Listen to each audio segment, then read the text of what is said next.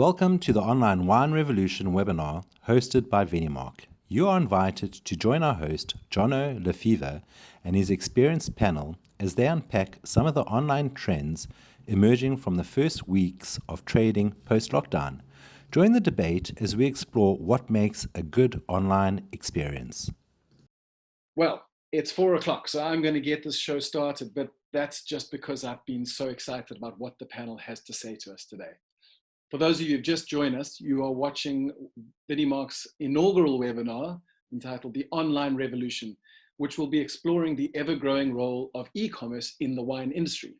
Now, in case you hadn't noticed, COVID-19 has been this unexpected catalyst for a huge growth in online sales in the wine industry on a global scale. I mean, in the US, wine.com have seen their sales quadruple to over $1 million a day. In April, they did more than $40 million, and their sales line for the last quarter was over $100 million. It's nuts. The company has hired 500 new employees. They've tripled their marketing budget. And all of this is happening in the middle of a pandemic where socializing is illegal. You think like that's where wine wins, right? When people get together. But despite the isolation, there have been these incredible sales records. Now, globally, I feel like wine is probably one of the last industries that hasn't been changed by the internet in any meaningful way. I mean, it's us and taxidermy.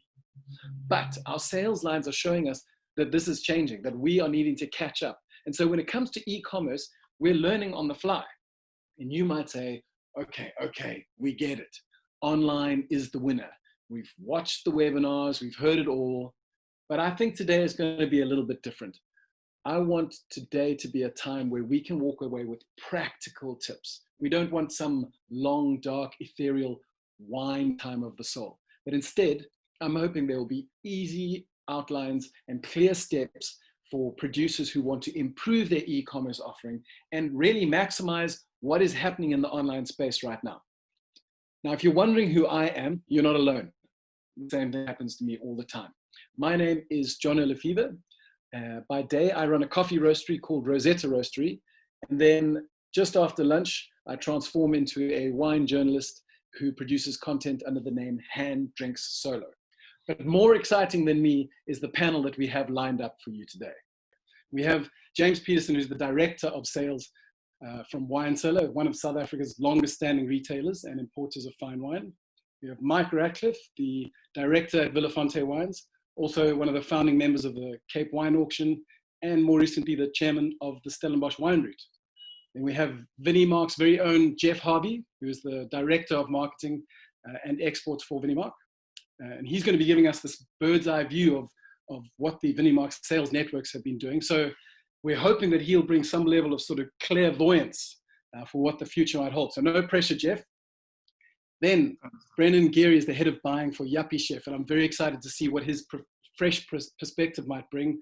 He's got a fascinating CV, having worked with brands like Nike, Levi, Pumas, and so it'll be very interesting to see what he feels Yuppie Chef can do in this space.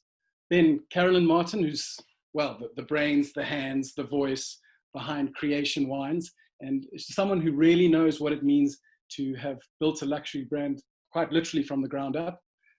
And finally, Paul Mabray, if you've been on the internet at all in the last 6 weeks to 8 weeks, you'll have seen him talking or being quoted. He's the CEO at Emmetry, but he also founded a company that would become winedirect.com.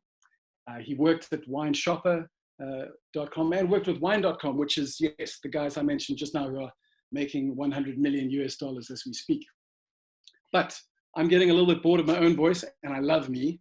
So I can only imagine how you feel. I'm going to kick off by handing it over to Vinimark's Jeff Harvey. Now, Jeff, as I said earlier, your position gives you a fairly unique view of what's happening on the ground. So can you perhaps share with us some of the more surprising consumer trends that you've seen emerging in the last 31 days since lockdown lifted? No, sure. And I'm rather glad you used the word sort of more surprising, because I think the word surprising has very much become sort of part of sort of COVID-19 and post-lockdown.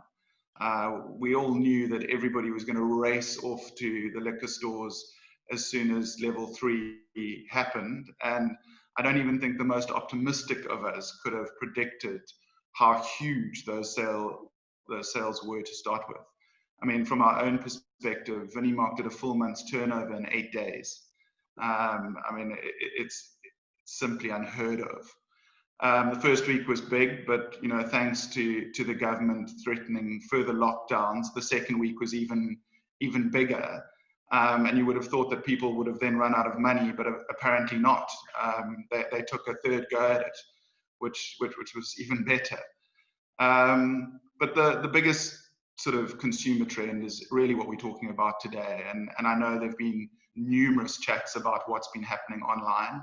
And hopefully today we will hear sort of advice from experts on how our producers and our sales teams can sort of execute even to a better level than we've done so far. What's really encouraging to see is that everybody thought, well, fine, while there was no sort of ability to go to a liquor store and purchase, that online was obviously the way to go. But we're now into our 6th week post-lockdown, and the sales continue to grow. I mean, if we simply look at our statistics for the, call it, online specialists that we deal with, they're growing at 550%. Sort of certain of the bigger ones outside of the huge DCs that we deliver to, like Pick n Pay and ShopRite Checkers, they're right up there in terms of their sales. I mean, it's absolutely stunning. In terms of products that we've seen work, again, some of these things, I guess, aren't all that surprising. Bigger is better. The trend to bag and box, and even varietal bag and box, like Sauvignon Blanc and Merlot, was enormous. So people really didn't trust that the government were going to keep to their word and lower the levels. They wanted proper sort of supplies of product. The big winners were the well-known brands. Brands that sort of offered value all came to the fore. Unfortunately, experimentation seems to have gone straight out the window. People need to know what they're going to purchase, and I suppose if they're purchasing cases of it every single time, the cost of purchase is just so much higher. There were also a few surprising nice trends. I know I sort of dug through some really good stuff in lockdown in my cellar out of pure need rather than anything else. And well-known super premium brands have done really well. Maybe that's just people restocking their cellar. Maybe it's people getting used to the fact that they're not buying wine at restaurants, and prices of 300-400 rand are maybe now acceptable. But we've seen a good trend to that. Sadly, there were some losers too. Sort of sparkling wine and MCC have not done as well as their still wine counterparts. I guess there's less to celebrate at the moment. And again, going back to people restocking, I think they wanted cover for what they consume every single day rather than simply for that special occasion. So those were really kind of the bigger trends that have come out of it in the short term. It's interesting that you mentioned that little bit of all that hesitation or the fake news, I guess, about the renewed lockdown. Pick n Pay's head of liquor, Gavin Ivers, was saying that little bit of fake news triggered a whole massive another sale for them. And they were saying their top 10 SKUs nationwide was completely turned on its head. 4 of the top 10 SKUs were alcohol related. 2-liter Coke is normally right near the top. This time it was right down at the bottom, and apparently it only made it in as a mixer. So it's retailers have been seeing this a crazy mix up in the way people are buying. And I think you've touched on that now. I guess the question we're wanting to know is, what is your thoughts on the future of where we're going now? Is this sustainable? I mean, it has to tail off sometime, but so far it seems to be showing no signs of doing so. I think it's difficult to predict at this stage. I mean, we are only 6 weeks in, and none of this has been normal. I was threatened not to use the term new normal, so I'll try and keep that out of the mix. I think that the trend to well-known brands will continue. People are looking for safety. This time has created so much uncertainty for everybody, and I think the consumer out there wants to know that what they've got back at home is drinkable, which means it's going to be tough for the lesser known brands in the short term. But again, you know, the online opportunity has opened it all up. You know, I mean, if people weren't selling online before, and a lot of people seem to feel that online started on the 26th of March this year, they're certainly catching up fast. And again, hopefully today's webinar will give them some insight into how to do that. But I think we'll start to get to a normal trend by the end of July to be able to see what those liquor sales look like. But the one trend that's not going away is the purchase of product online. We've seen all our commercial brands that weren't in sort of the online environments suddenly being listed, suddenly being sold in great volumes. So I think that online trend is here to stay. It's sped up, and now it's here.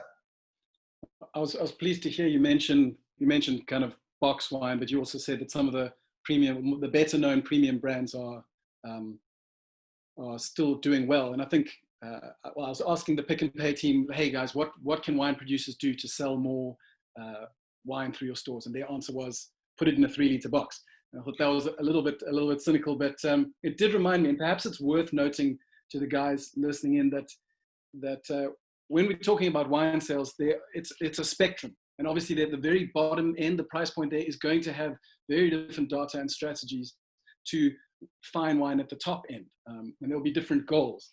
So it may be that you hear what sounds like contradicting data, but in fact, the data might hold true, and it's just the context that has in fact altered.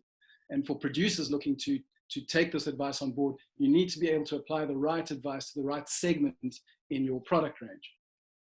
So with that, I think it feels like a good time to perhaps segue to James Peterson to tell us a little bit in more detail about what is happening at the top end, what is happening in fine wine sales, and how has the last month unfolded for the team at Wine Cellar. James, can you give us a little bit of insight there? Absolutely, thank you, Jono. I mean, Wine Cellar has been an online trader for quite some time. We've been going for 20 years now. And we launched our online website properly in about 2014, which put us in a really good space in terms of online sales. So we were very fortunate, we were well positioned. What we definitely saw immediate spike in online sales that have just sustained themselves right through. We have not seen a drop off yet. And that is basically, generally, if we look at the numbers, it's plateaued at doubled, and it's sustaining that. What I found interesting is that there are 2 or 3 kind of trends that I didn't expect. The one was that there was an increase in the value in the shopping size of the shopping cart. And I attribute that to 2 things. One, we had a captive audience, so people finally had the opportunity to browse and buy deeply. There was a concern, especially in terms of our international portfolio and the top end wines, a concern about increase in prices due to exchange rate. So there was a real kind of diving into top end fine wine wines. I mean, we saw that with the Bordeaux en Primeur campaign as well, where they realized they had to offer a 20 to 30% discount in order to capture the fine wine space. In South Africa, that almost works as double whammy, because you've got this exchange rate kind of buffer that you are fighting for as well. Then the second thing was obviously people replenishing cellars, and then the panic buying. I mean, we saw with both those rumors about lockdown, obviously just before lockdown, I mean, that shock that we couldn't buy alcohol during lockdown. And secondly, the 2 rumors, we saw clear and certain spikes. Another interesting trend that came out of the whole lockdown environment is that, I think Jeff referred to that now, was the safety of brands. And that as a producer, I think if you have a well-established brand, you would have done well in lockdown. If you haven't done well, it means that your brand needs quite a bit more work. The safe brands did really well. We started listing a few wines that we wouldn't usually sell, just to cover that kind of space where people needed to just purchase, wine alongside their Lindt chocolate and their, roast chicken that they couldn't get anymore.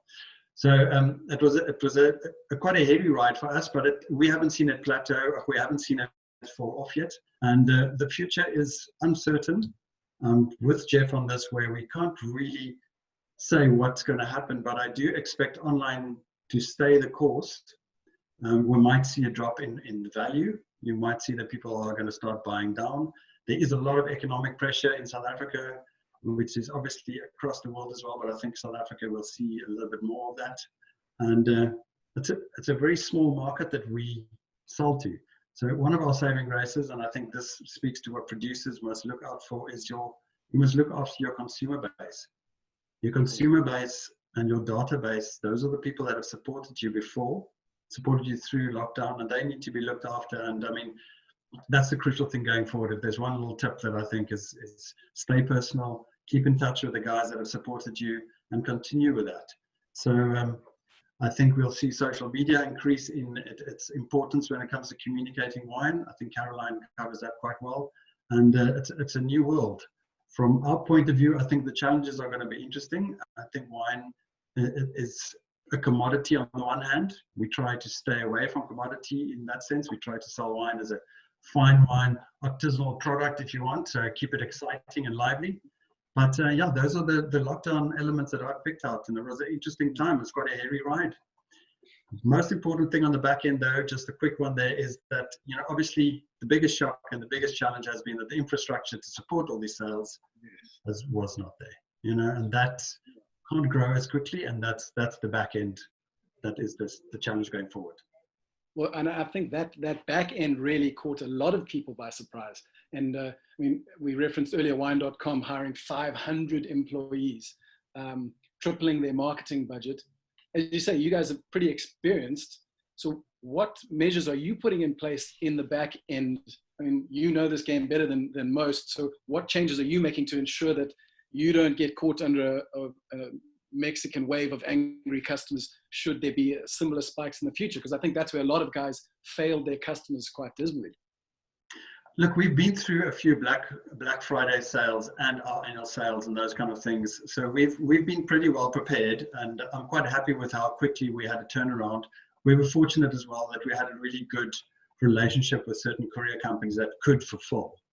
And again, we're talking about relationships here. So I'm quite happy. We do find that we will need a little bit more staff contingent. We've put out an apprenticeship course out there. We did a few webinars to get some really good quality staff in. So I mean, we need to expand as well, and that's crucial. I mean, service is going to be the next buzzword when it comes to online delivery. You know, the last mile, as they say. Thank you, James. So I think, I mean, look, the two messages I've picked up is that if we wanting to be boosting sales online, there's two things we can do up front. We can spread a global pandemic and issue fake news. I think those are both very important. But if we want to progress beyond those two triggers, we need to understand the forces that make people buy things online. And we don't just want them to buy it once, right? We need to understand how to make people buy into our brand time and time again, until ideally our products become part of who the customers project themselves to be. Now, Andre Campes of Commerce 7 is quoted as saying that customers base their buying decisions on three factors. They base it on price, on product, and on experience. But these three factors are not evenly weighted.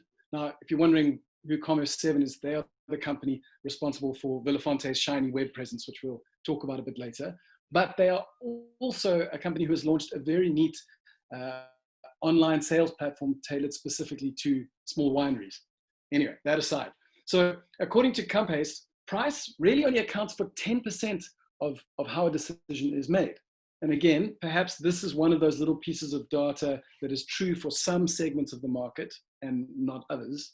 But the second element is the quality or nature of the product. This accounts for 35% of how people decide what to buy. And lastly, the big chunk, 55%, are swayed by the experience of buying a product. Now, this term experience is going to be important. And right now, I think its definition is a little bit vague, because we're not talking about the experience of the product, what it's like to drink the wine. We're talking about what it's like to buy the wine. So I want to, at this point, turn to Paul Mabray, and hopefully he can help us tighten this up a little bit. So Paul, you've often been quoted as saying that in a world of infinite wine, the only differentiator is service. Now, just to make things clear and practical, can you outline where customer experience ends and where service begins, or how these two speak to each other? That's an excellent question. Thanks for asking it. Those are intertwined and interwoven. Service starts before the transaction and after the transaction. It starts when someone tweets to you and inquires about your product, about your selection, and it happens after the purchase, which is I had a good or bad experience, and how you interact with that. The experience is also through that whole process, right? So what is your social media platforms? How do they engage? What do they look like? All the way through your shopping cart experience to the unboxing the package. So they're actually really interwoven. One is more product centric, one is more company centric. So if you want to ask the different services around the company and how it helps the customer through the funnel and through the channel, and the experience is what happens as they're going through that as a product or the shopping components.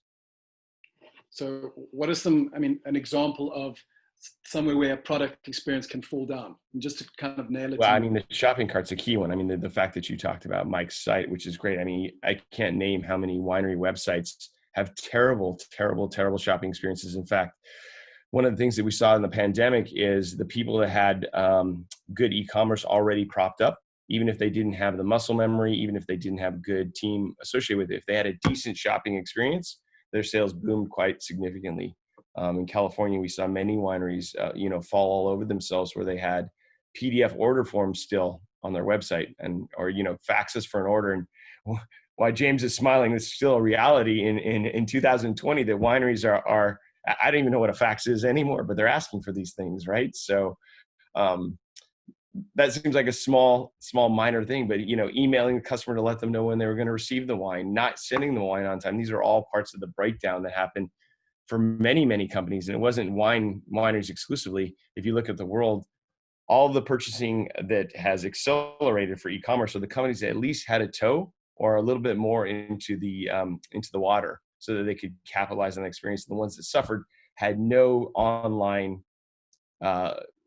infrastructure, no online resources, etc. Okay. And you were saying, obviously, the experience service often starts before you even buy anything. One of the things that makes me very nervous as a business owner is when I see on my profile, this company takes 6 hours to reply to your queries, or this company takes 2 days, or how important are little metrics like that in drawing in new customers? They're fundamental. If you tweet to a brand and they don't respond to you, or you complain to them or say something nice, you're losing credibility with them. And speed is important.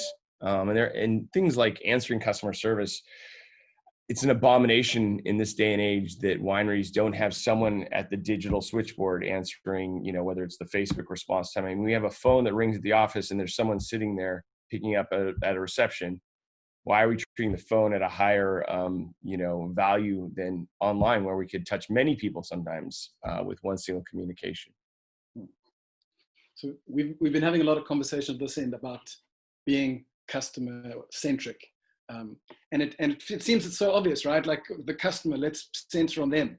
But if you have 5,000 customers, all of whom I presume are humans, and all of these humans have their own idiosyncrasies and preferences, how is one customer centric while still being efficient? I feel like as a business owner, I might get great joy from writing personal emails to each and every customer who contacts me, but I'm not necessarily sure that that's the best use of my office time. So what's your advice to balancing efficiency of systems to being customer centric?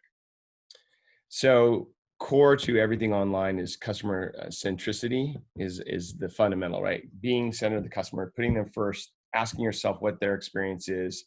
And then to your more difficult question, which is whether it's a small footprint of 5,000 customers or whether it's 500,000 customers, every customer is important, but not every customer has the same importance. Let me say that again. Every customer is important, but not every customer has the same importance. So creating a journey, it's a hierarchy between people that buy once, people that buy once a month, and people that buy 12 cases a month.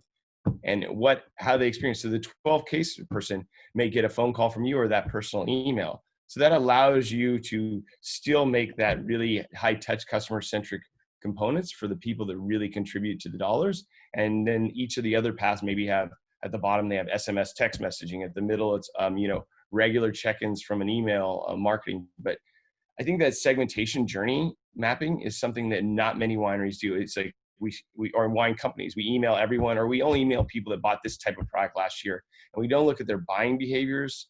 We don't look at their our communications to them based upon the buying behaviors, and we're not even trying to figure out their buying triggers as well. So that's really important. Okay, so does that make sense? The triangle, almost like a triangle. You're walking them up and you're slowing the descent of how they do, and it's really fundamental to online business. But at the end of the day, thinking of them as a human, thinking about that experience is fundamental. And I think that's where we lose track. And I think most wineries are like, let's email, mass email. But there's a customer at the other end. What do they want to say to them? It's a human experience. That's customer centric. Yes, and I know you've mentioned elsewhere, not purely segmentation based on how people buy, but segmentation on where people are physically.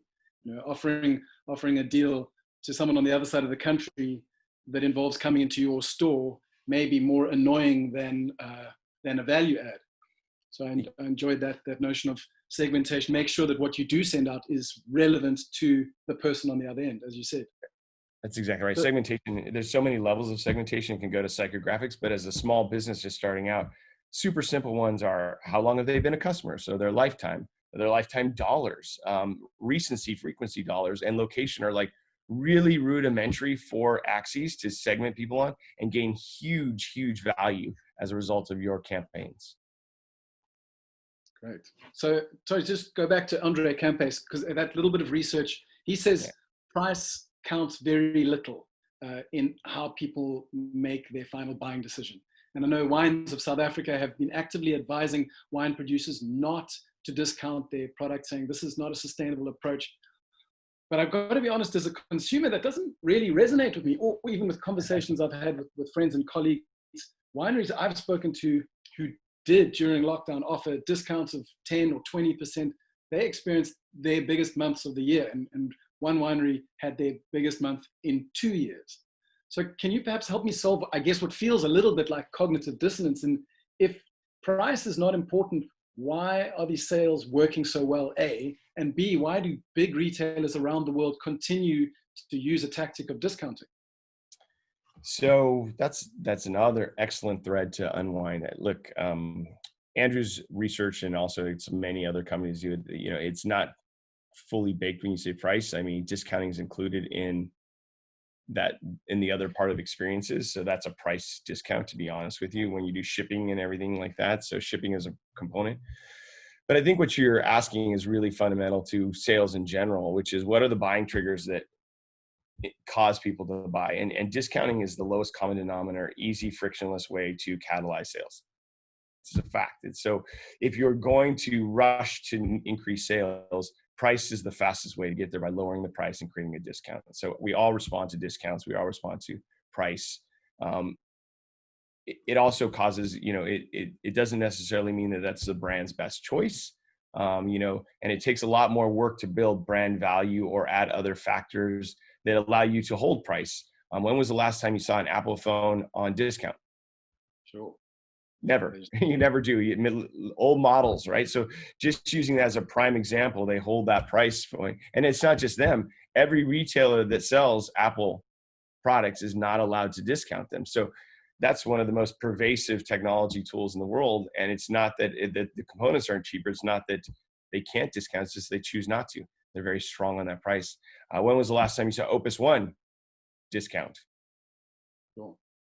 They grab price every single year. So they built strong brands behind them, and there's a lot of effort and energy, and it takes a lot of dollars.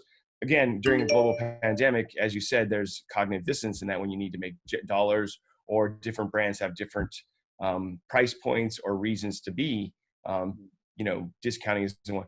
But, you know, it also involves being smart and doing different marketing message. I mean, how many wineries said in their email campaigns, look, I know you're in pandemic, treat yourself to our special wine this time for a great dinner, you know, using different language to really change the triggers of why a customer is buying that's not focused on price. Or, you know, we've chosen this wine exclusively for you for a dinner that you should have, and here's the dinner that you should do. So adding that experience level to it.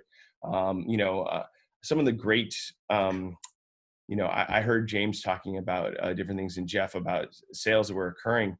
it is the blue chip brands are actually selling really well, but also boutique esoteric brands are selling well if somebody's recommending them. So probably at James's store, when he says our staff's choices are this, it's easier to move that friction without discounting or bundling a box. There's a wine retailer in Canada. They stopped selling onesie twosies and said, we are choosing a box for you, a case for you a month. We're putting our selection and we put our price on, and sales hockey sticked, no discounting, just really packaging a bunch of boxes together of wine saying, look, we want you to feel good during pandemic. And we're picking the best wines to make you feel good about that thing that you might not know about. So I like the way you, I guess, disentangled the discount may boost a sale, but that doesn't mean it's boosted the business necessarily. That's exactly. I thought you expressed that quite well. So Destinate, to our strategic marketing agency, have these 4 great pillars for customer-centric e-commerce, which is fast, seamless, simple, and personalized. And you said frictionless earlier, which is a buzzword right now. Now, to those of you at home listening, and I think you may have noticed that those 4 pillars wouldn't really work that well if you were setting up a luxury tasting room. So what I want to explore now is perhaps the notion that luxury online does not look the same as it does in the real world. In person at wineries, people don't mind lingering, but online customers, they want it fast. They want it at a click of a button. Amazon worked very, very hard for that one-click purchase process patent. There's fascinating articles, if you care to go back into the annals, about how that one little patent totally changed the history of e-commerce. So speed and ease for Amazon were and are a huge deal. And I think if we all just take a little walk down internet memory lane, I'm sure we can all remember being wowed by big flash sites with sometimes literal bells and whistles and high image carousels and data heavy video content. And I remember there were those sites that would just spontaneously start playing Mozart, which, I mean, for a few seconds, it's really inspiring. But after that, man, it's just so annoying, especially because they were big data heavy sites. They'd take ages to load. So you'd start doing your taxes and then get panicked because your spreadsheets are playing you symphonies. And if you have no idea what I'm talking about, I apologize for that. But I think if we track web design over the years, we've seen that was, in hindsight, a very poor translation of luxury from the real world into the digital. Now, I think this is the perfect moment for us to bring Carolyn Martin in, because Carolyn, you've spent a lot of time cultivating a luxury experience in the real world, and you've now replicated that, or rather created a luxury experience in the digital sphere, but the two look very different.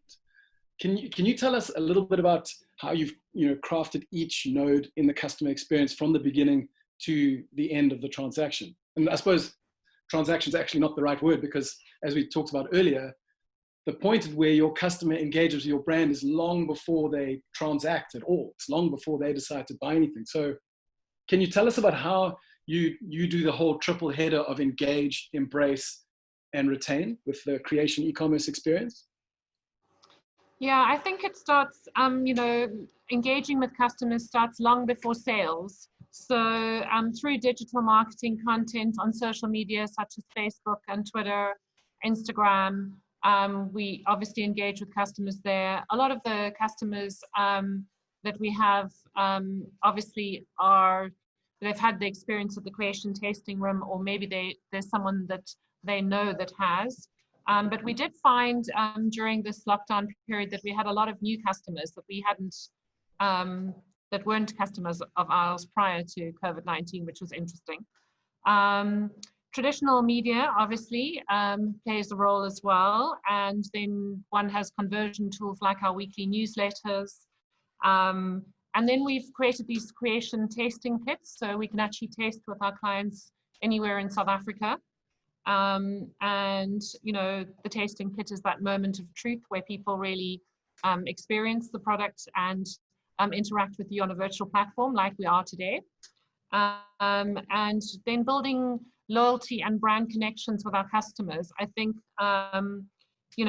we've been kind of making sure that we take them through the story. So that for me is the engaging part. The embracing part is really about responding to change. So we had to respond to change pretty rapidly. I mean, none of us knew that this was going to happen.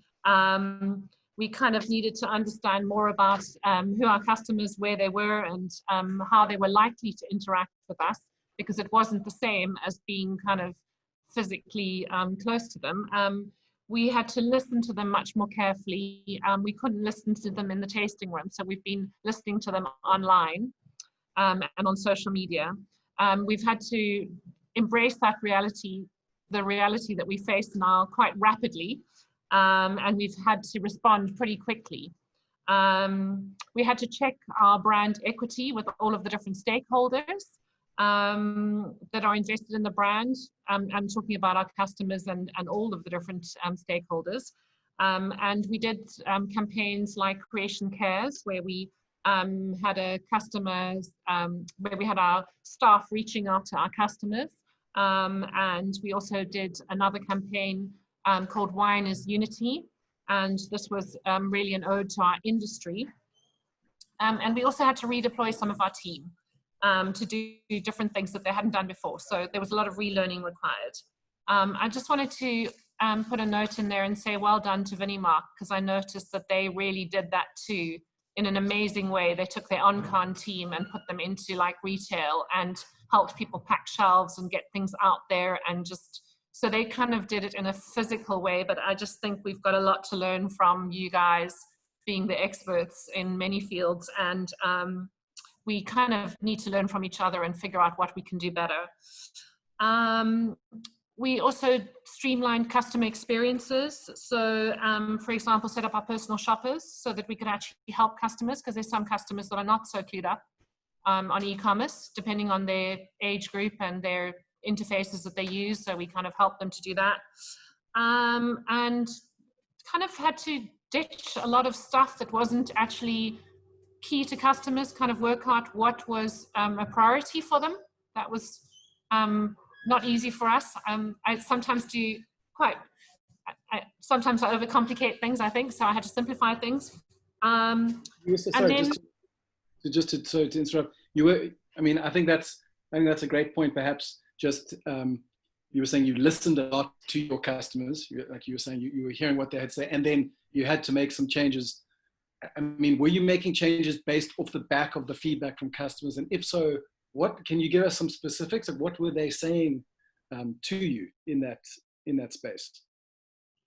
Well, they kind of, it was just feedback on how things work. So we kind of set up a quick shop, and we obviously, when we set up the quick shopping facility, instead of kind of having a more long-winded shopping approach, we kind of needed to get feedback and see how that worked, and that really did help us quite a lot.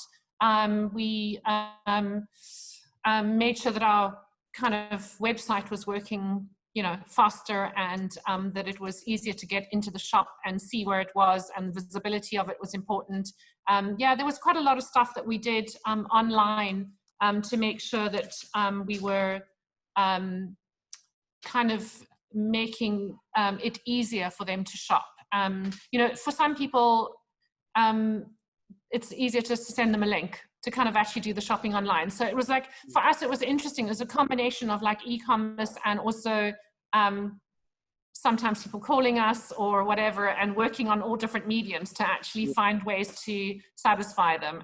Whether it was linking them to sales through Twitter or Instagram or whatever, whatever medium they were kind of wanting to reach out to us on, and however they wanted to shop, that was how we had sort of adapted ourselves to the situation in terms of their personal shopping experience. I mean, your interface is super slick. Sorry, just another question. It is remarkably seamless, just to be able to shop on your site. Very quick and easy to navigate as well. What would you say were some of the better changes that you made in this process? Some of you guys, wow, that was that really what took us 3 steps forward. Can you give us some touch points there? I think the critical thing was really just to be able to access the site quicker, and to not have so many click-throughs, to kind of simplify it. So it was just easier to be able to put everything into the shopping trolley, and yeah, not to have to go through many layers. Basically, that one-click principle is what we try to get to, and that helped a lot. Well, I think it's worked really well, just from my experience of using your space. And then it's a little bit. I suppose it's related in some way, but I know that Elon Musk is on record as saying that PayPal only took off when he prioritized customers being able to get their money back really easily. So it seems counterintuitive, but by being able to give customers their money back, they started to trust him and flock to the platform to put their money in.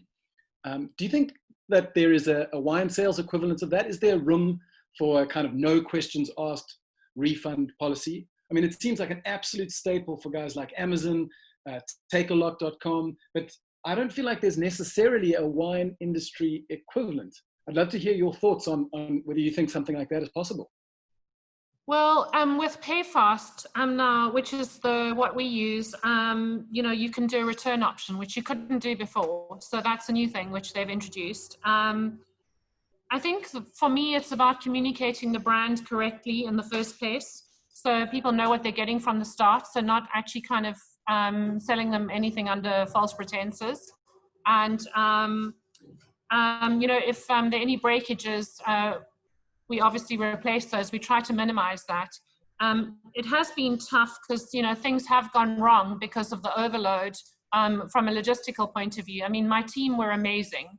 They just adapted really quickly, and they were able to make sure that, in terms of packing everything and sending it out and checking it, they were just unbelievable in managing that. And we had quite a few thousand orders, so it was pretty tough to do that in a short space of time. But from a logistics point of view, I mean, we work with one of the best logistics companies in South Africa, and their logistics just fell to pieces. So there was definitely an issue in terms of customer service. And I think the only thing that I would tell you is that out of all the customers that even in this situation, there wasn't one customer who just said, "Oh, I'm so fed up that I've had to wait 2.5 weeks or 3 weeks for my wine.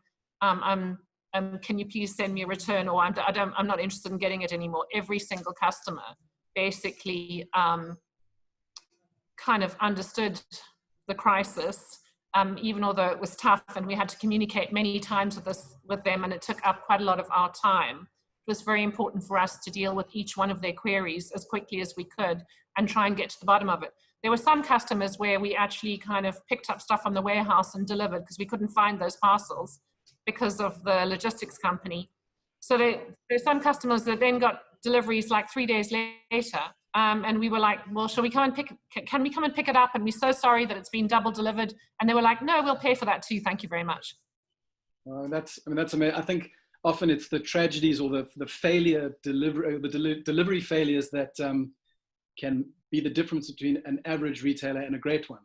And I've read it that the redeeming of a poor experience by the company going above and beyond can sometimes be far more loyalty inducing than a good ad or a good campaign. And I think it is that willingness to go the extra level. I'm wanting to move on a little bit to talk about another topical word, which is subscription. And I know we've referenced a couple of industries outside of the wine industry, whether it's Microsoft or Audible or YouCook or Netflix, they have all lent very hard into the subscription model in order to retain customers. Because we talk about making things fast, seamless, easy. We talk about one-click purchases, but subscriptions they're essentially the one-click for all time purchase. I mean, that's not a golden goose. That's a whole flock of golden geese if it's done right. So one of the techniques or the words that people keep throwing around in how to achieve this kind of lifelong customer loyalty has been the notion of omni-channel marketing. And I feel like, Karen, you were talking about it just now. So I just want to go back to Paul and get him to help us nail this down a little bit. Paul, omni-channel is not the same as multi-channel, if I understand it correctly. Can you tease out exactly what omni-channel means and why it's so important? Well, omni-channel is all of the touch points and the places where a customer is going to come to you. I think that there's a saying that we say quite frequently, it's just the customer chooses where they speak to you, not you. The customer chooses where they speak to you, not you. So I've been in the wine industry for a very, very, very long time. And I can't tell you how many wineries have said to me, well, I don't believe in that Twitter thing. I don't believe in that Instagram. I don't believe in Snapchat. And whether you believe in them or not, there are large footprints of customers trying to talk to brands, right? It's a true story, actually. Omnichannel is hard for small businesses. I'm not going to lie. The good news is that there's so much software that's commoditized the ability to harvest those conversations and respond outward and triage them. And again, I still don't understand why we don't have a singular person managing communications coming in through a digital platform, and like a receptionist of some sort, and triaging those. Almost like a switchboard, so sending this one to customer service, this one goes to sales. But omnichannel includes also, from a sales perspective, the multitudes of places to buy, whether it's in real life, whether it's online, whether it's telephone. There's people want to buy the way they want to buy as well. So never before has the world been so customer centric as it is today. I've heard a lot of the great speakers talking, by the way. I just want to bring up a point is, wine online has been around for 20 years. It's not new, by the way. We've all chosen to ignore it for a myriad of reasons. The demand was all there as well. To be really honest with you, we're seeing it accelerate the demand. The buyer behaviors have changed somewhat, but like growth of online sales across every category of wine has occurred. And that's because most of those categories have been forced into the online space. So whether it was travel through Expedia.com, whether it was restaurant reservations through OpenTable, wine hasn't had that forced catalyst, to be honest with you. So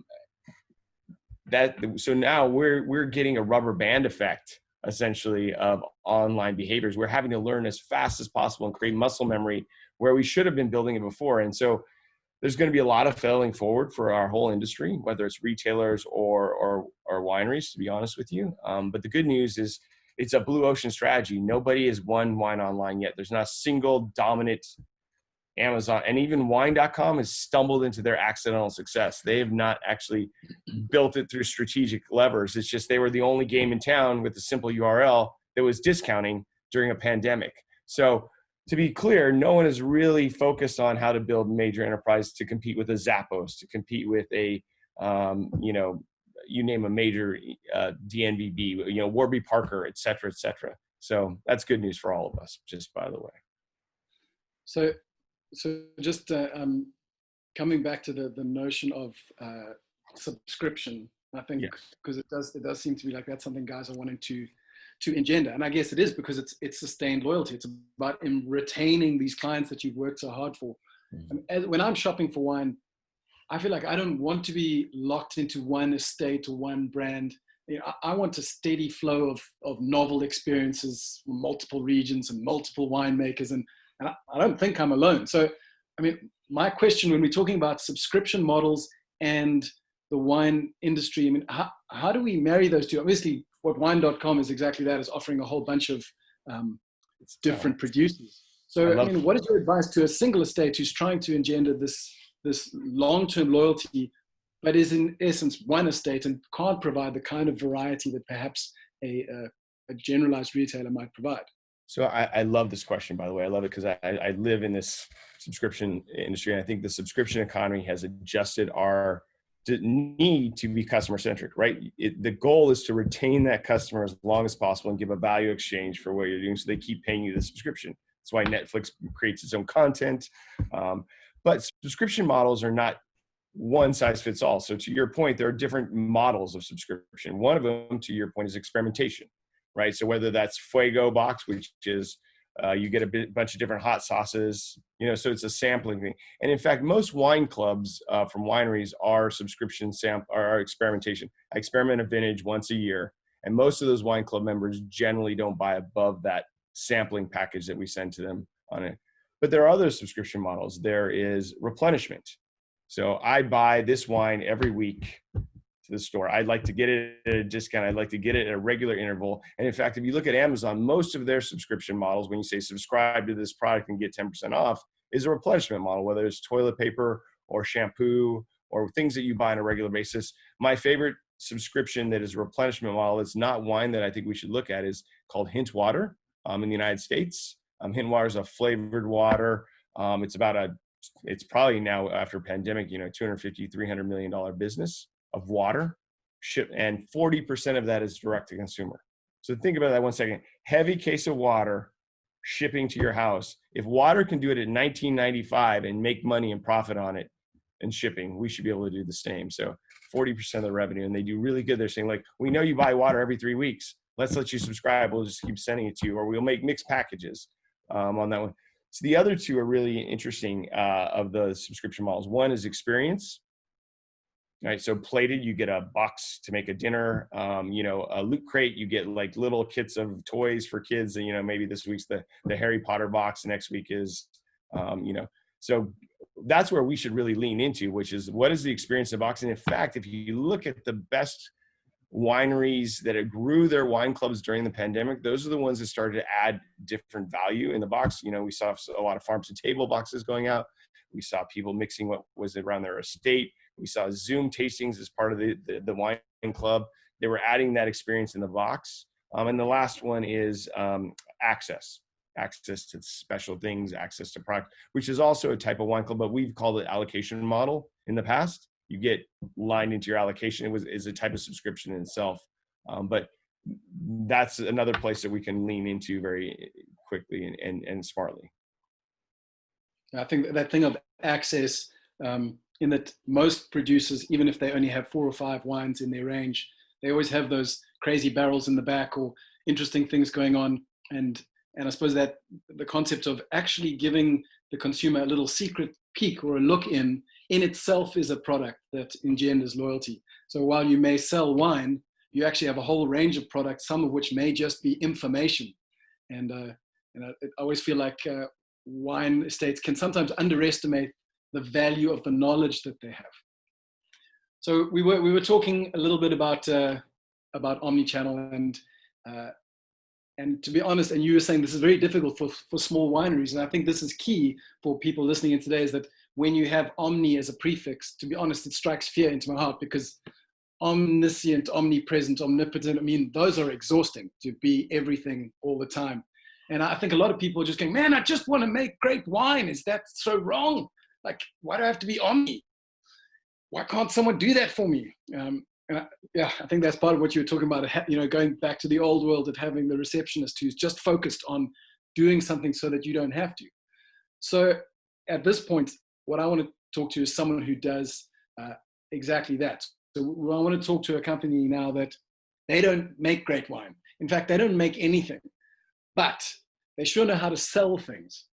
And so I want to turn the conversation now to Brendan Geary, the head of buying for Yuppie Chef, to just get wine sales through the eyes of someone who doesn't make wine. So Brendan, you've had a pretty insane last 12 weeks, I think. Now, and I know you guys are multiple award-winning retailers, but I also know that you're never too smart to stop learning. So can you tell us a little bit about some of the craziness? What were the hardest customer service lessons that you've had to learn over the last couple of months? Yeah, so it's interesting. I think I've picked up on everything that everyone said here today, and we're on the same page with nearly everything. We were absolutely not ready for the increased sales demand, especially for alcohol, on our e-commerce platform. Yeah, we've got physical retail stores too, and those were all closed, so we were only trading online.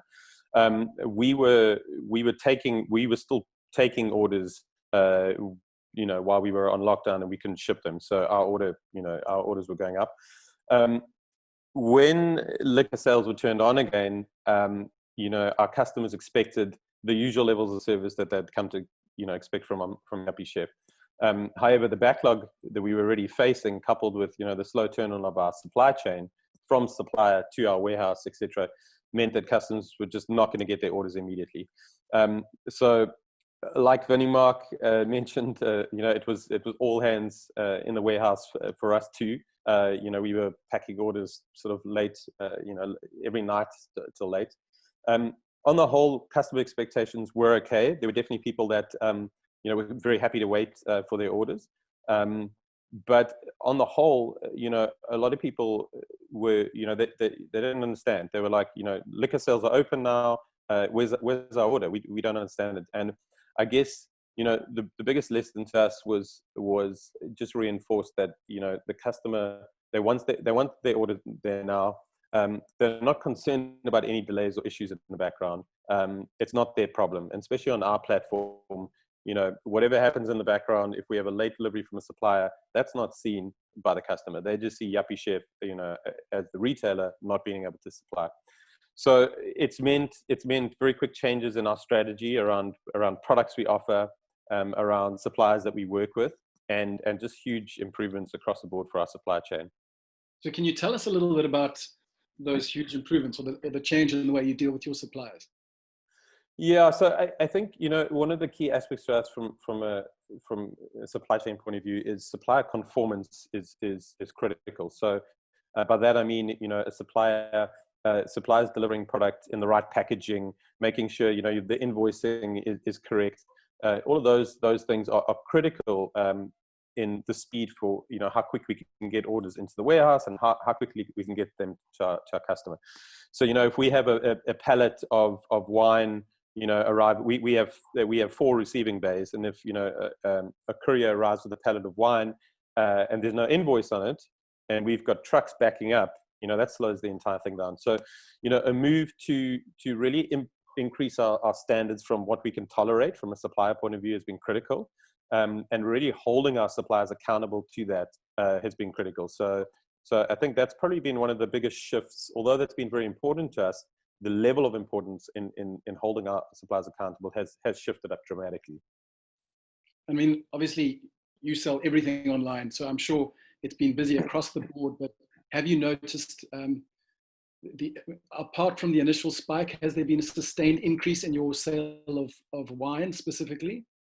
Yeah, absolutely. I think like everyone's mentioned, I think the lockdown, that the opening of liquor, we had a huge spike in sales, but it's definitely sustained. And I think, we have seen, our business is predominantly e-commerce and online, and we have seen just a huge, not only spike in sales, but just, the amount of, we can track whether you're an existing customer or a new customer, and just how this has brought, new customers into our stable, that have, I guess, whether that's, being customers sitting at home and just taking a risk, or if it's, or having more time to research, all of these things, it's allowed us to, we've seen the spike in sales, and we've seen it continue. So we definitely are in at least for now, and we hope it does continue in a new level of trade for sure.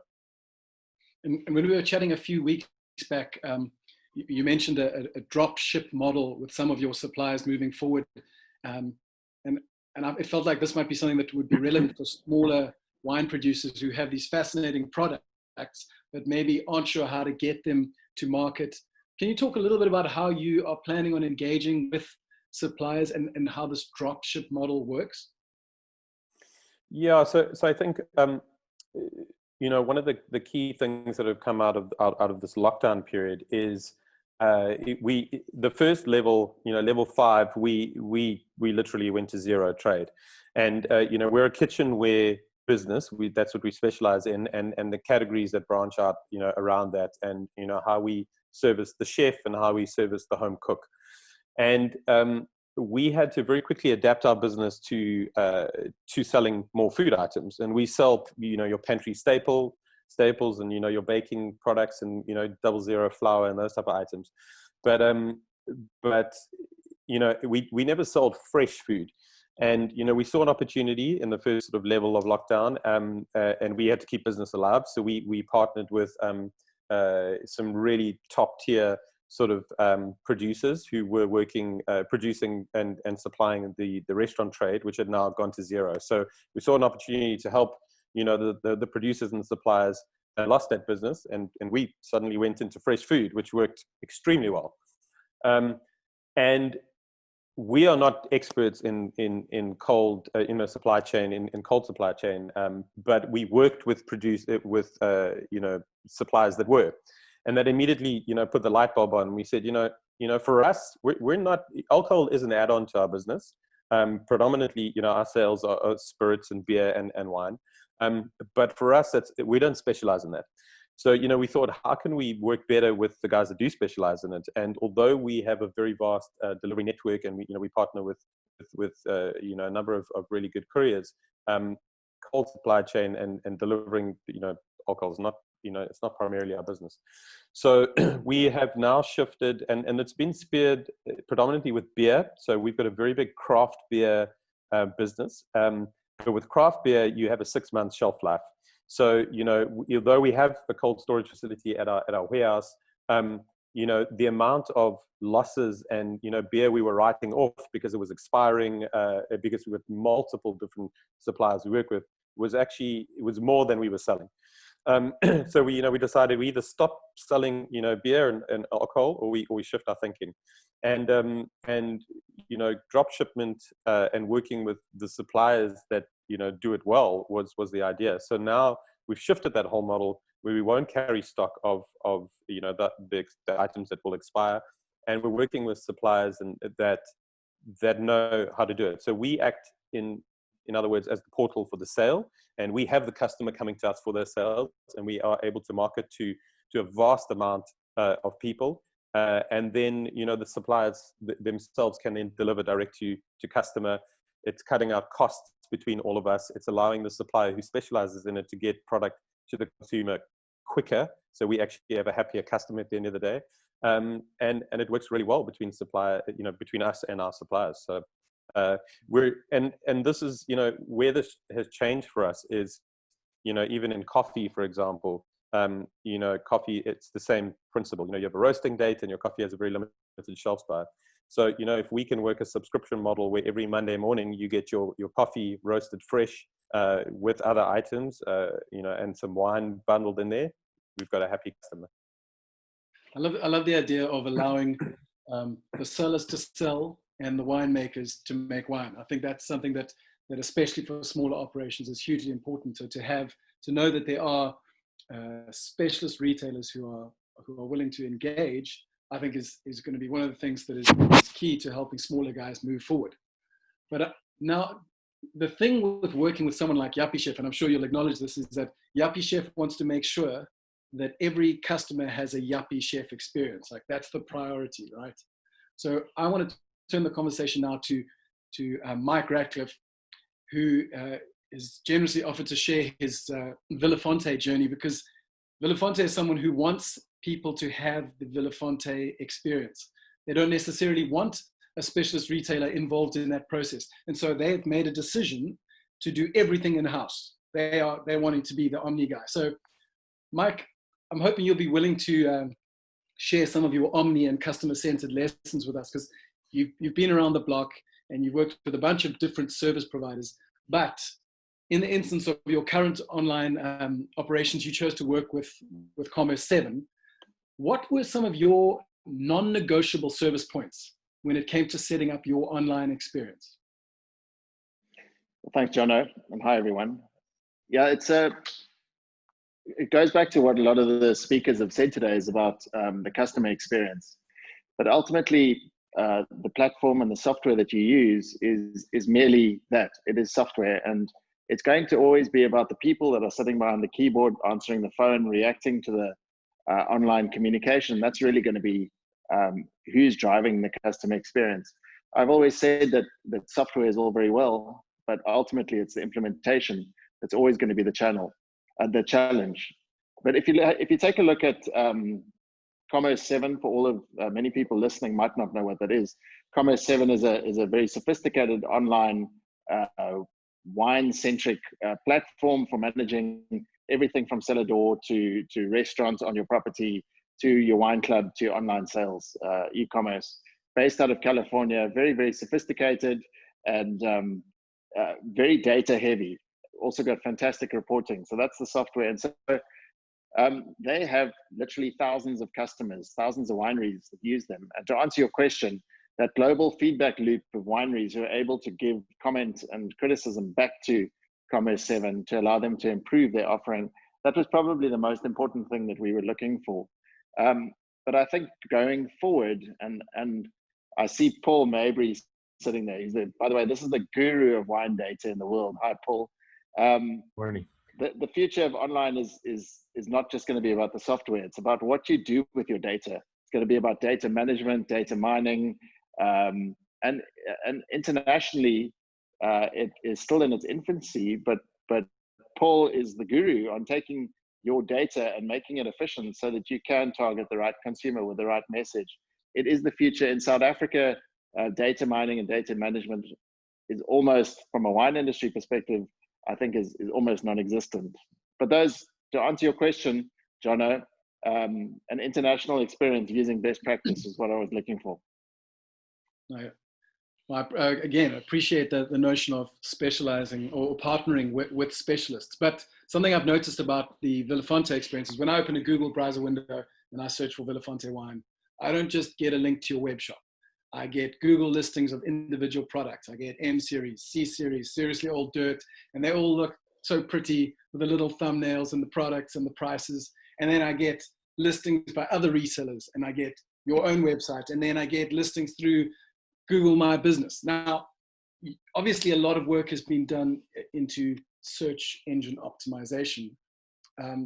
And I just had a funny chat, what wasn't so funny for her, but to a winemaker friend of mine who has discovered that even when people search specifically for her wine label, she pops up 7th on the list of hits. So she's coming 7th behind 6 other people who are being found before her when a customer is looking for her specifically.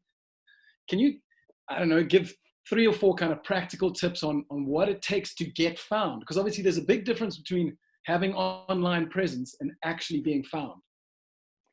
Yeah, I mean, that's a classic comment, and what a great question. You know, firstly, digital and online hasn't just arrived.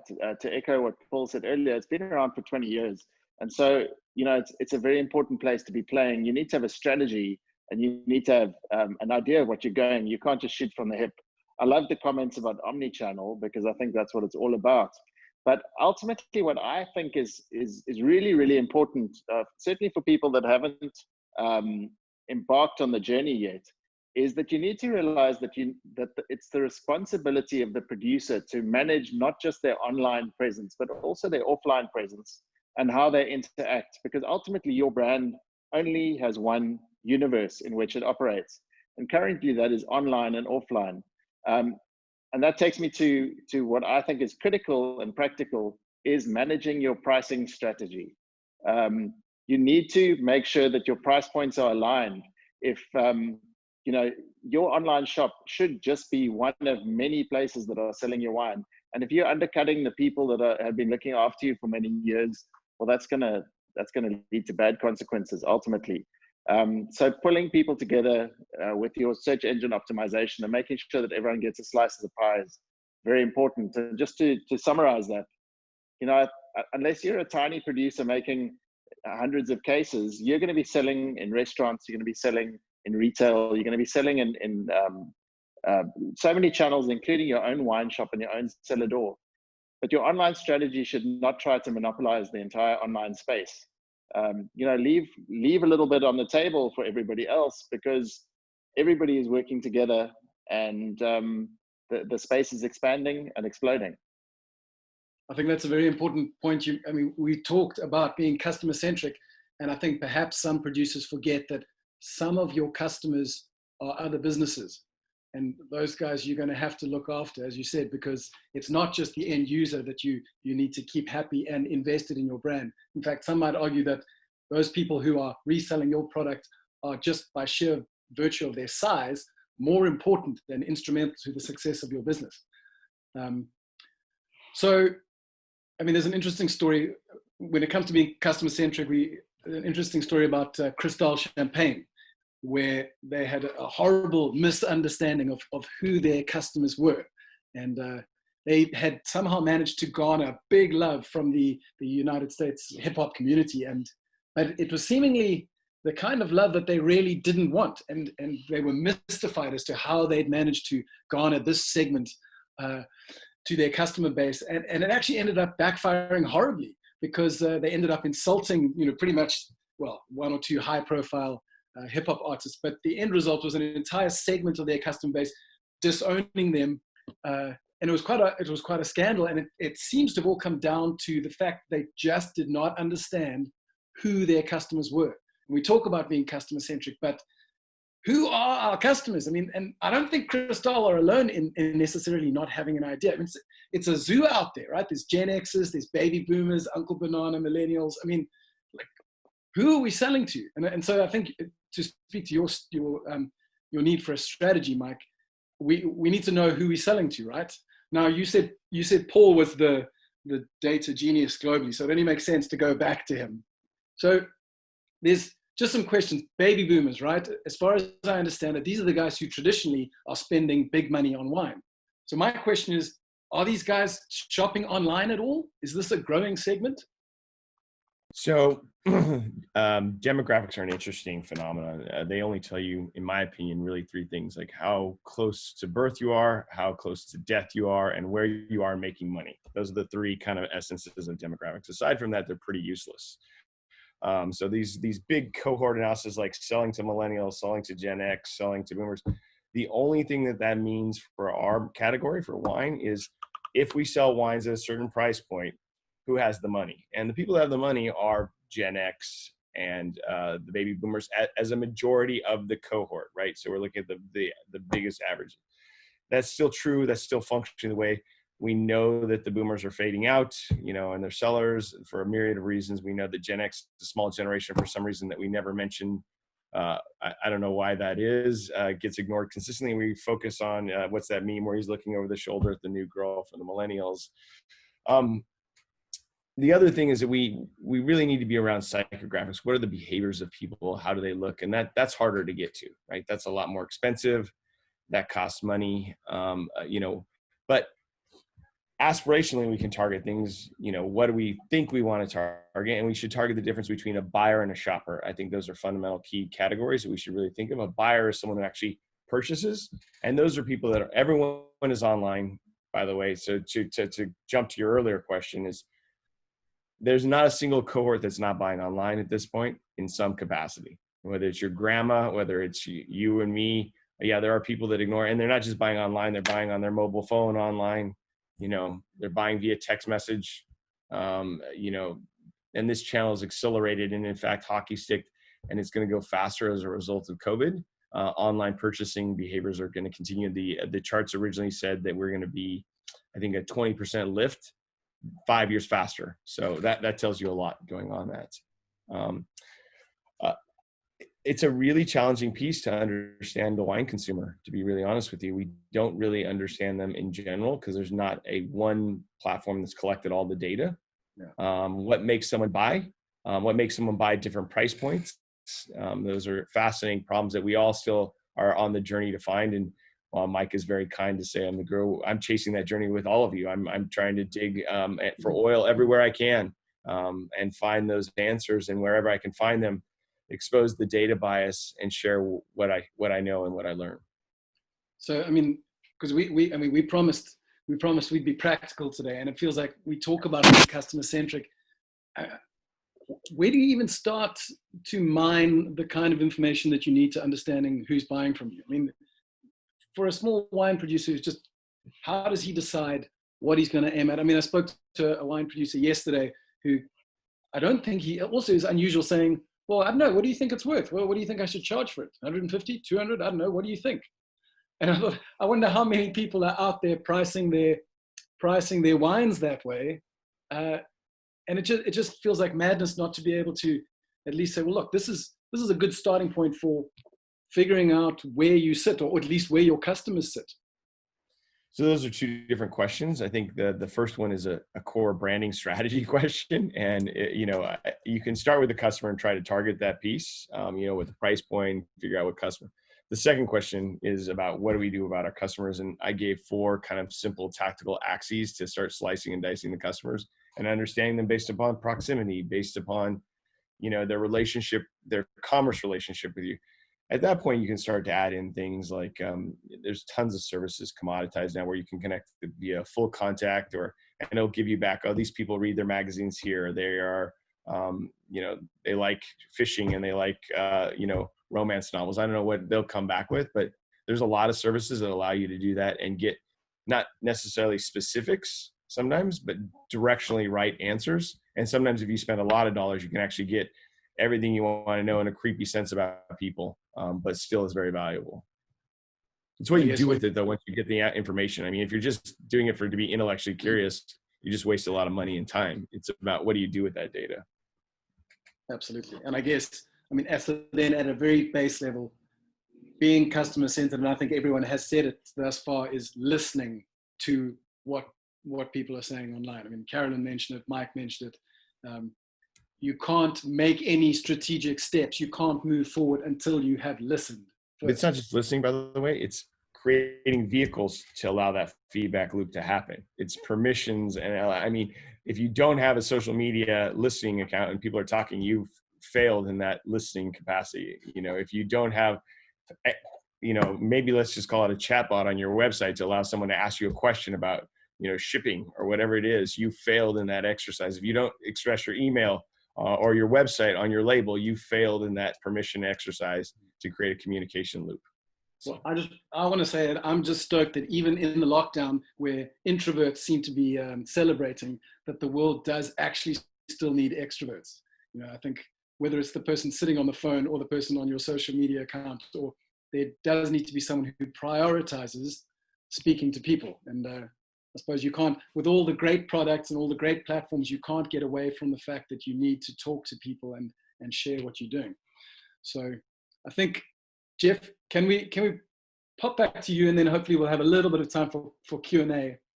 But Jeff, you've spent, I mean, hundreds of years in marketing, and I know it's the haircut takes off a few years, but it's and I mean, obviously, and we've had discussions about what makes a great brand, just generally. But do you feel like there are some, even within the Vinimark stable, that are better online sellers than some of the other brands? And what in your mind would make a great online brand, or some of the kind of key points?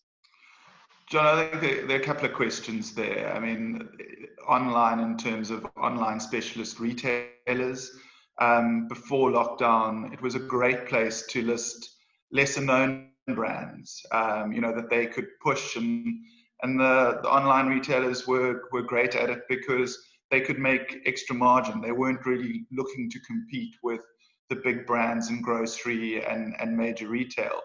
So what's been really nice to see is that those brands that did well before lockdown continue to do well after lockdown. So even through those retail channels, they've built a presence. You know, people either have been introduced to them by the retailer, or, you know, an experience box, as we heard earlier. But the bottom line is that those brands have continued. What's going to be really an interesting challenge going forward for all of them is the fact that, as James said, he's even having to list safer brands. And those well-known brands are now well in tune with the online space. And so it's going to be certainly a very competitive environment. But I don't think there's any difference for me in launching an online brand, or a brand that is successful online versus one that is successful in bricks and mortar. It really boils down to a sort of well put together product, and a product with a great story, or a brand with a great story. And the online environment, as we've heard from a number of experts today, is a great place to tell that story. And I know you're a lover of wine and a lover of winemakers, but too often it's very much a case of, okay, I've made it, it'll sell. And that goes back to really the basics of marketing. And I think another challenge that people must realize now, and again, lots of James mentioned it, Paul mentioned, Brendan mentioned, the service angle, the logistics angle of getting that product out there. You now own it as the brand. They bought that product from you or because of you. And if it doesn't arrive, it's not a courier service problem, it's a brand problem. And we've got to understand that whole chain. I love the terminology engage, embrace, retain. And I think we've got to do that, whether it's a retailer, Mike mentioned it, a retailer customer who's supported you for a while. You need to still do that hard work, because they have supported you. It's not just around creating your own sort of online shop and selling direct to the public. That is a channel. It's certainly something that people have done when it was sell it or sales, and you could actually visit a wine estate. But, you know, one has to think through that whole process. Otherwise, there's going to be brand damage that, unfortunately, the good sales in lockdown has also helped with, because people, you know, ordered wine that's supposed to be in Sandton and it's now in Durban. So there've been a number of challenges, but I think, you know, hopefully what today has done is it's just raised all these issues so that people can think about it. But really, brands are about stories, and those stories need to be unique, and they need to be simple, and they need to be well communicated across numerous channels. And I think if you can get that right, you will do the online job as well as the bricks and mortar job, which is what I think we all want at the end of the day. Well, I mean, we are running out of time now, but I think you summed it up quite nicely. But it's, you know, that engagement funnel, I guess, is hugely important to, and Mike said it as well, be strategic at every point. So you can't just open up a wine shop and hope for it all to go well. To start off, you have to have something to say, it feels like. And I think we touched on that a number of times. And how much you charge for your product and what it looks like, that is part of what you're saying. And once you've done that, you then need to choose or partner well with the people that communicate that same ethos. I think there's something to be said for figuring out which businesses share the ethos that you have. If you're not going to be like a Villafonte that does everything, you know, seemingly in-house, you need to know who is going to benefit your brand. And it may be that different segments of your brand will belong on different channels. I think, and even Villafonte, where it seems like they are doing everything themselves, as Mike said, that's not the case. They've in fact partnered with resellers, and they've worked hard not just to have a great story and a great brand, but to make sure that people in that segment actually find them. And that in itself is a whole exercise that wine producers need to do. Is they need to sit down and go, are we being found? And if so, who are the people who are finding us? And I think that's where Paul's mention of the data that you have access to, it's worth investing in, and you need to sit down and go, well, what are we going to do with that data? So are there any kind of final comments from the panel? Perhaps maybe I cut you off inadvertently, or there was something that you wanted to say earlier. I'd love to hear if there's any last touch points that any of the panelists would like to mention, or any questions. It's always good TV. I was saying earlier, it's good TV when panelists fight with each other, you know, really warm it up. But if not, it's now just after 5:20. Just a quick one from me, and I think this is important from being a wine retailer versus talking to the wine producer, and Mike spoke about this very clearly, is that pricing your product and placing it in the market and where it's supposed to be online is very important.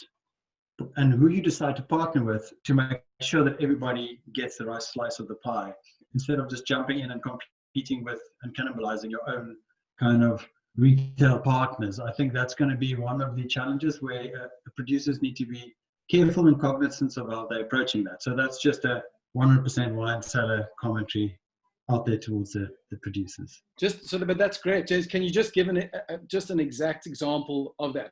I think that's a great point, but if you can just spell it out a tiny bit more.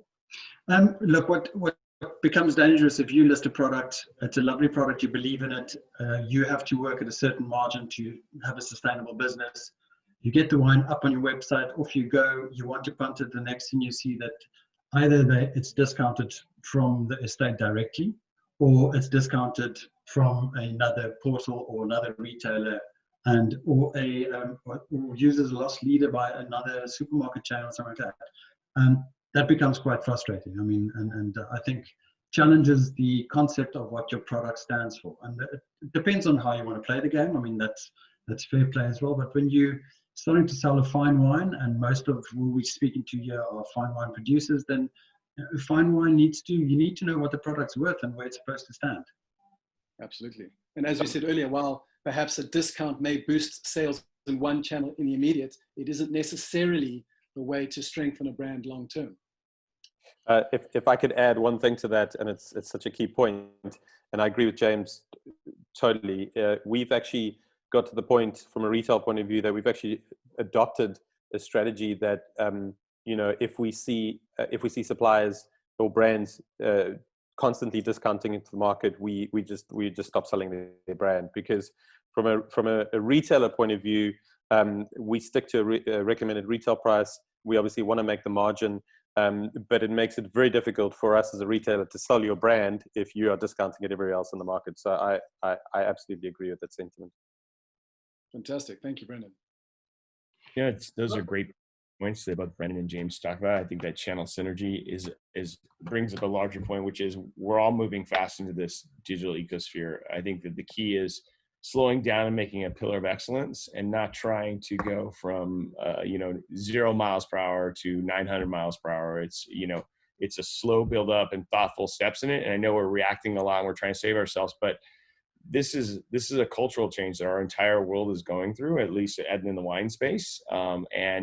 Really looking and being smart and thoughtful about how we want to grow that, and how we want to partner with the Brendans and James of the world to make sure that we are synergistic. And we can make a choice. We can be exclusive, where we sell everything DTC, and that's a decision that you get to make. But that's the thoughtfulness and the strategy. Instead of just acting and reacting, we need to be strategic as we move into digital. Right. I think even yeah. Yeah, sorry, I wanted to add to that. We found at the moment the discussion around, do you discount, do you not discount, and how does it play out in the market? And at a time when the demand has increased so significantly, I understand when the sort of liquor sales were allowed, there'd be a lot of competition. Everyone wants to sell their product. But we've actually realized that it's a great time not to discount. You're able, the demand is there. You're able to make the margin. The customer experience and being able to supply that in the quickest way and form is really the added value. If the demand wasn't there, I could understand that you're trying to fight for it and try and increase sales. But the demand is there. We don't always need to be discounting or trying to fight to get that sale in that way. Right. Well, I think that's us for the night. So thank you so much, guys, for giving your time to Mike, Carolyn, Brendan, Paul, James, and Jeff. You guys have been amazing. And for those of you who have been listening in, the great news is that these sorts of conversations are not going to end here. So Vinimark has been working hard to put together a series of podcasts on emerging wine trends, and again, highlighting what the future holds and what South African wine could look like down the line. So look out for those in the near future. And aside from that, thank you for joining us, and have a superb evening. Thanks, Jono. Thank you. Ciao. Thanks, everyone. Thank you.